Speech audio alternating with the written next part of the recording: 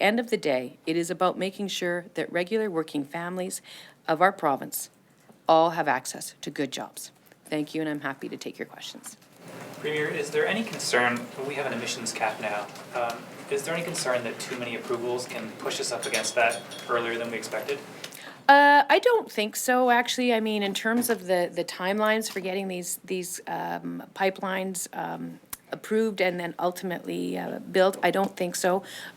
We believe that we'll have been able to work effectively with the companies to bring down the overall emissions of what they're extracting, and that we're still in a good position. You were never a fan of Keystone XL. Are you a fan now? Well, you know, I think we have to understand that the situation has changed pretty dramatically from when Keystone was first a subject of discussion. We're at a point now where the Alberta economy needs to be enjoying the benefits of a higher return for our oil and gas. We're not at $100 a barrel anymore. And so anything that will lift that price, that will reduce the differential and get more for our product and bitumen, is something that the economy needs right now. And so that is definitely something that will happen as a result of the Keystone. It doesn't have quite the direct effect that Kinder Morgan does, but it absolutely does contribute. And so with that being our focus, with wanting to see our energy industry rebound, with wanting to see those jobs that have been lost returned, with wanting to see investor confidence come back to Alberta and to Calgary, we know that this is the right announcement at this time. Sorry, just to follow up, is this a done deal? Because Trump wants to renegotiate the terms. What does that mean in your mind? Any idea? Well, you know, it is a very good question. And so the announcement today is a good first step, but there is no question that we need to monitor closely what exactly it is that the Trump administration is talking about when they speak about the terms. There was some reference to, you know, ensuring it was built with American steel. What implications does that have for us, for instance? So we need to look into that and monitor that very closely.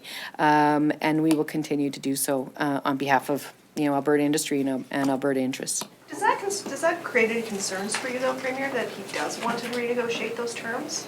Again, it really comes down to what is meant by renegotiating those terms, and so, you know, what we've seen, I think it's fair to say that there's been a bit of an evolution over the course of the last few days in terms of the administration's, when they do talk about Canada, which is not that frequently, but when they do, their understanding of the highly integrated trade relationships that exist now between Canada and the U.S.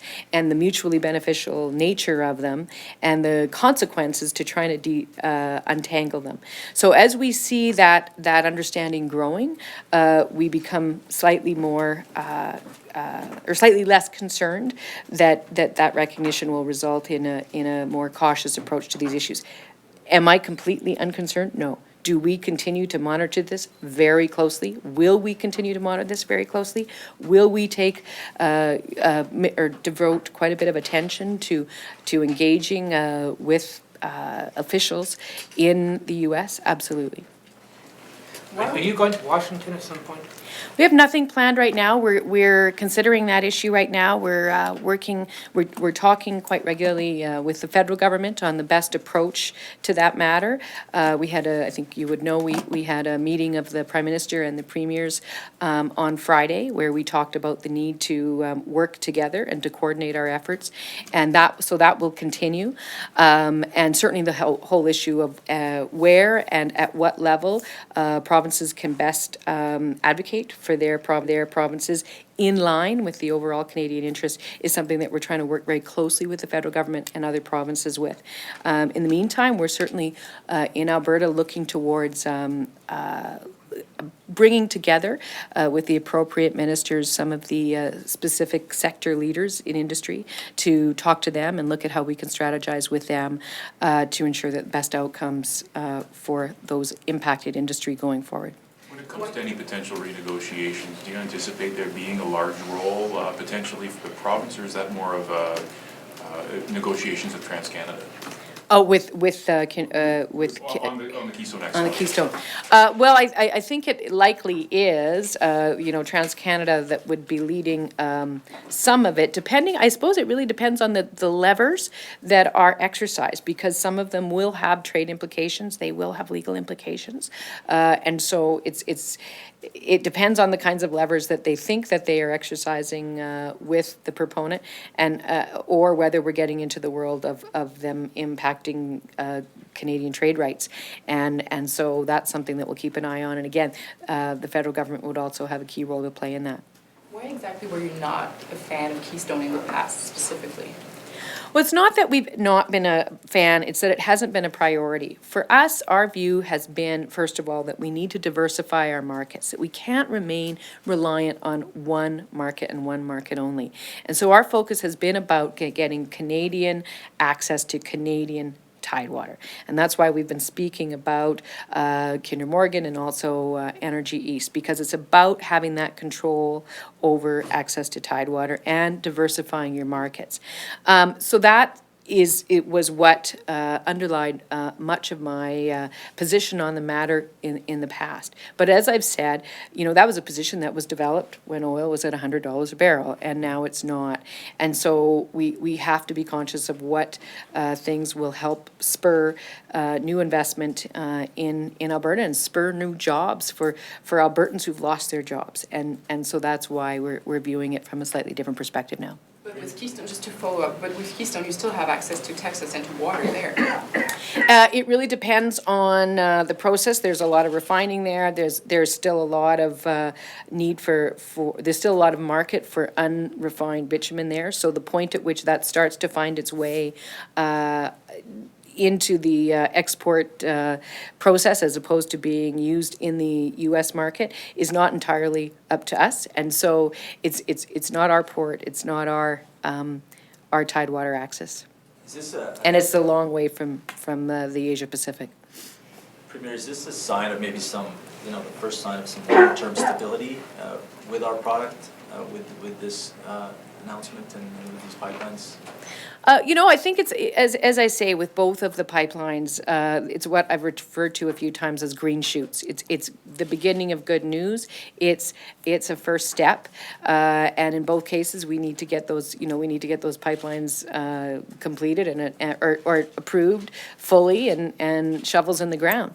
And but it is good news. I think we're starting to hear about greater levels of investor confidence, greater levels of activity, and the more that happens, the more the folks who have not been able to find work are finding that there's more opportunities for them. And that's what's fundamentally important here in Alberta, is getting people back to work.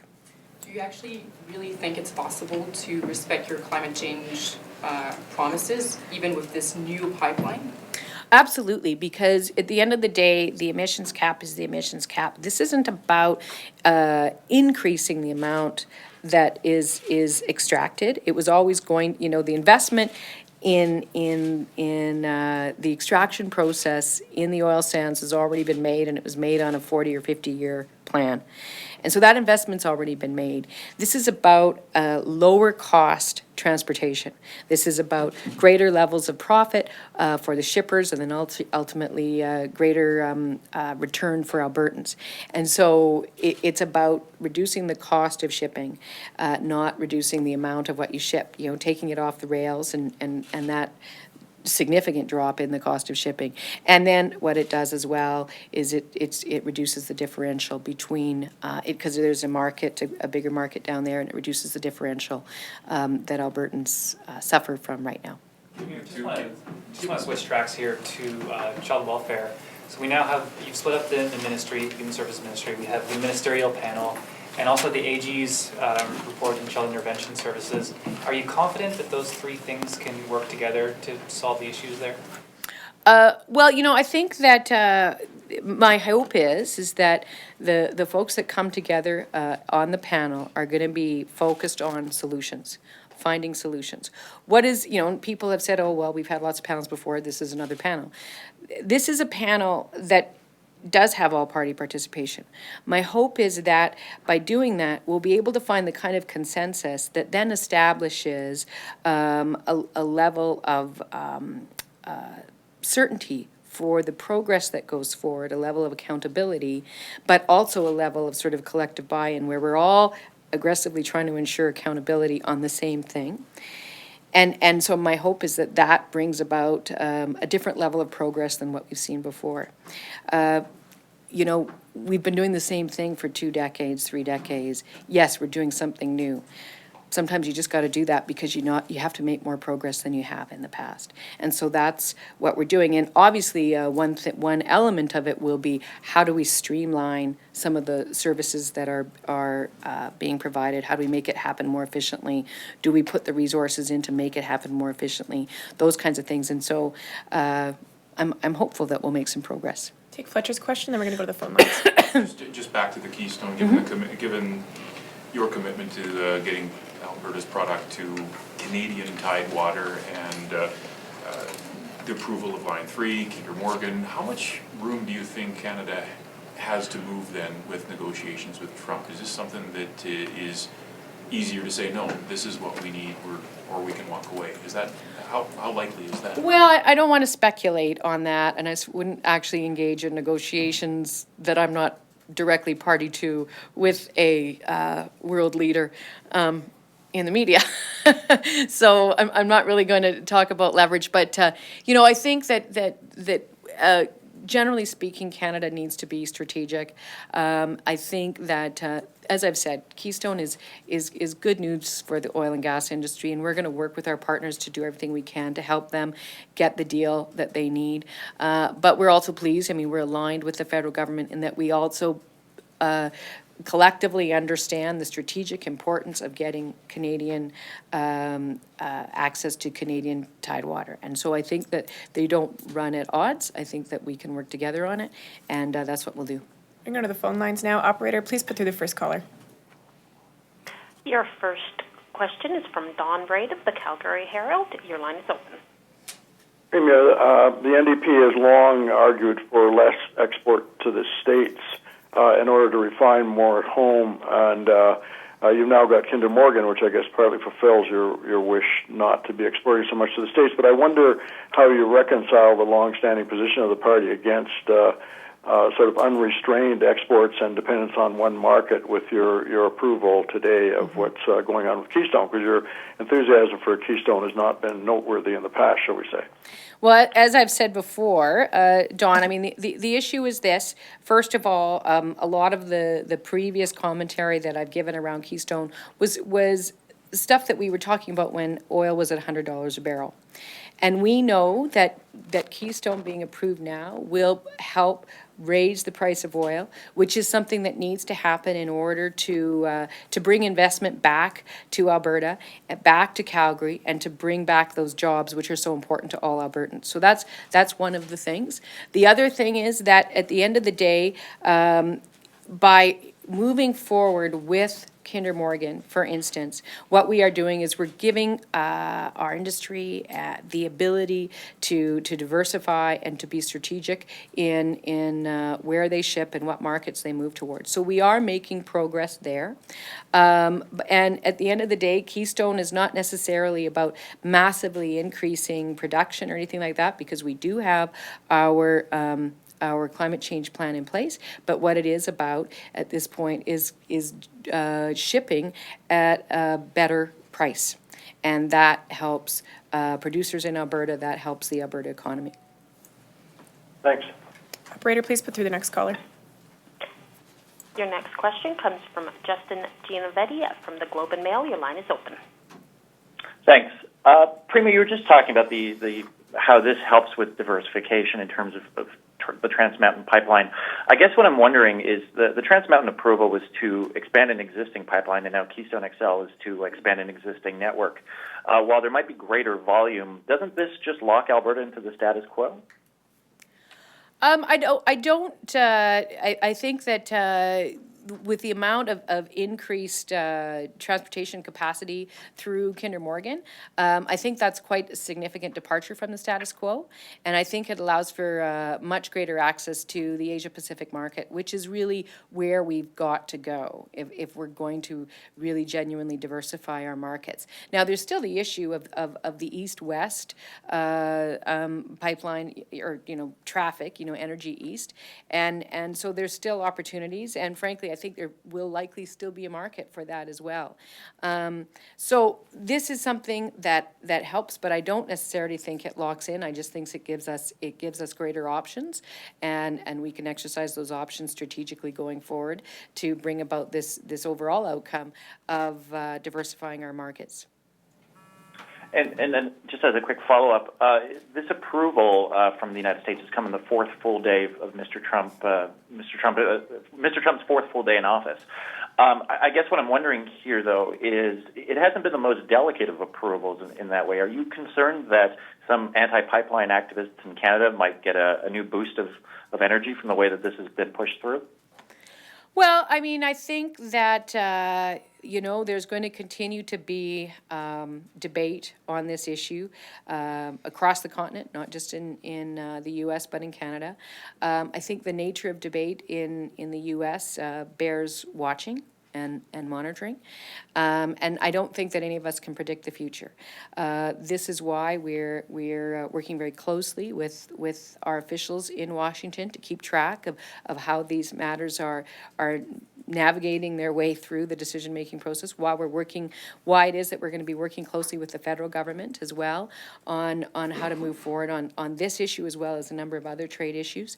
In answer to your question, we're going to take it one step at a time. This is a good first step, and we'll keep our eyes on what happens next. Operator, please put through the next caller. Your next question comes from Reed Southwick of the Calgary Herald. Your line is open. Hi, Premier. Thanks for taking my question. I'm just wondering, given talk of America First rhetoric and Republican musings of a border tax, how concerned are you still about U.S. protectionism policy sort of punishing Alberta's energy exports, and does this Keystone order assuage any of those concerns? Well, I think that between the Keystone order and also some of the initial messaging we've been hearing out of the administration, it appears that that Canada's slightly better positioned than other jurisdictions with respect to the export tax. But I think it's also really clear that there's a lot more work to be done, and that we have an obligation to be very attuned to what's happening, to lobby at every opportunity that we can, and to work with the sectors, the industrial sectors that are most dependent on trade with the U.S.